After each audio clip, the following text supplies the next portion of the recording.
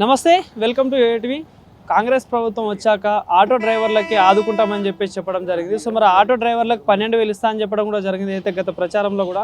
So నిన్న రేవంత్ రెడ్డి గారు కూడా మాట్లాడుతూ కూడా డీజిల్ ఆటోలను కూడా హైదరాబాద్లో తిరగనియను, పర్యావరణం కాలుష్యం ఖరాబ్ అవుతుందని చెప్పేసి కూడా అంటా ఉన్నారు. సో మరి నిజంగా మరి ఆటో డ్రైవర్లు ఏమంటా ఉన్నారో, వాళ్ళ అభిప్రాయం ఏంది, మరి డీజిల్ ఆటోలని సిటీలో తిరగని మాటలకి ఆమోదిస్తున్నారా వ్యతిరేకిస్తున్నారని వాళ్ళ అభిప్రాయం తెలుసుకునే ప్రయత్నం చేద్దాం. మరి అన్న నమస్తే అన్న.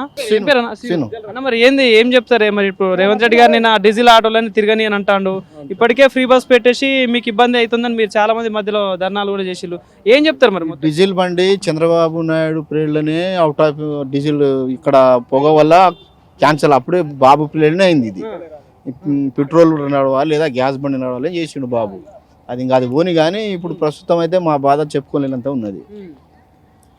ఇల్లు కిరాయి ఇచ్చేటోళ్ళు కూడా ఇస్తలేరు, వీళ్ళకు ఆటోనే సరిగా నడుపుతలేరు, మన కిరాయి ఏమి ఇస్తారు వీళ్ళు, వాళ్ళు ఇస్తలేరు. ఇంటికి పోదామంటే ఇంట్లో ఈ గిన్నెలు కొట్లాడుతున్నాయి, ఇంట్లో ఇబ్బంది. ఇప్పుడు బండి కిరాయి కట్టాలన్నా ఇబ్బంది. మళ్ళా ఇప్పుడు బండి ఇచ్చేటప్పుడు కూడా ఆలోచిస్తుండు, కిరాయిలే నడుస్తలేదు, మీకు నాకు కిరాయి ఎడికి వెళ్ళి తెచ్చిస్తారా భయ్ మీరు అంటున్నాడు. మళ్ళీ ఇంట్లో నడుస్తలేదు, పిల్లలకు ఫీజు కట్టాలంటే ఇబ్బంది. ఎటు పోయి మేము చచ్చే తప్ప మార్గమే లేదు. బస్సులో ఇప్పుడు ఫ్రీ బస్ కూడా పెట్టిల్లు కదా, మరి దానివల్ల ఏంది పరిస్థితి? ఇబ్బంది సార్ ఇది మాకు. ఇప్పుడు ఆ లేడీస్ గ్యాంగ్ దిగురు చూడండి మీరు, అటు ఎవరు అడిగినా కానీ నవ్వుతారు వాళ్ళు. మాకు ఆధార్ కార్డు ఉంది బాబు, మేము బస్సుకి వెళ్ళిపోతాం, ఆటోలు ఏమొద్దు మాకు.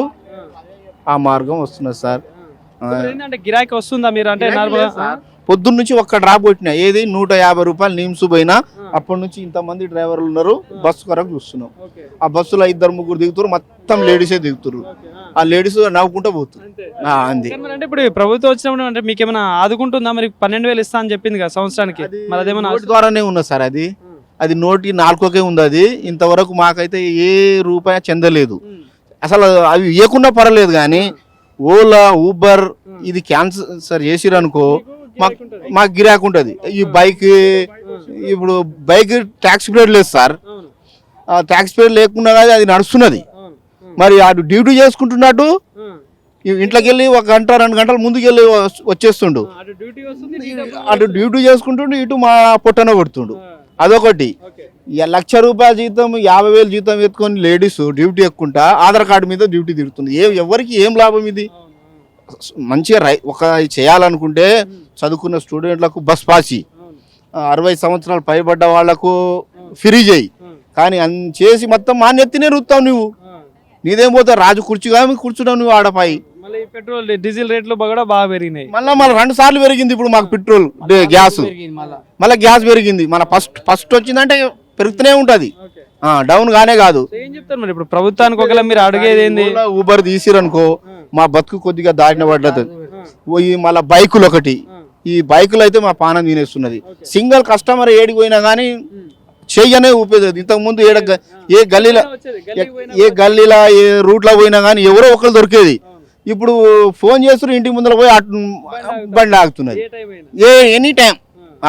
సో అంటే ఇప్పుడు దీని వల్ల మీకైతే లాస్ అవుతుంది. సో ప్రభుత్వాన్ని తీసేయాలంటారు చాలా సార్. మేము కనీసం ఇల్లు కూడా గడుస్తలేదు మాకు. కిలో బియ్యం 100 రూపాయలు తీసుకుంటే ఆడ ఏం వస్తలేదు. ఇప్పుడు డీజిల్ ఆటోలని హైదరాబాద్ లో తిరగనీయమని చెప్పేసి అంటా ఉంది ప్రభుత్వం. మరి దానివల్ల మీకు అంటే నష్టం జరుగుతుందా లాభం జరుగుతుంది అంటున్నారు? అది సిటీలోకి వెళ్ళి డీజిల్ బండి తీసేస్తే మంచిదే. అది కాలుష్యం ఒకటి, అది సిటీ పర్మిట్ లేదు. మళ్ళీ అవుట్ ఆఫ్కి వెళ్ళి వచ్చి ఇక్కడ నడుపుకుంటారు. ఇప్పుడు ఊళ్ళో ఏం చేస్తారు సార్, ఊళ్ళో కూడా దిక్కు లేదు. ఇంకోటి మార్గం, వాళ్ళు కూడా సిటీలో పడ్డారు. ఇంకా ఊర్లలో బైక్ ఉన్న వాళ్ళు ఏం చేస్తారు, 2 రోజులు 3 రోజులు ఉంటారు, బైక్ మీద కొట్టుకుని వెళ్ళిపోతారు. వాడు దొంగనా దొరనా అని ఏం కనిపెడతలేరు. అది ఇప్పుడు రేవంత్ రెడ్డి గారు తీసుకున్న ఏదైతే ఈ నిర్ణయం మీరు సపోర్ట్ చేస్తున్నారా వ్యతిరేకిస్తున్నారా? డీజిల్ బండి ఇడిచిపెట్టండి కానీ ఇది మా పరిస్థితి.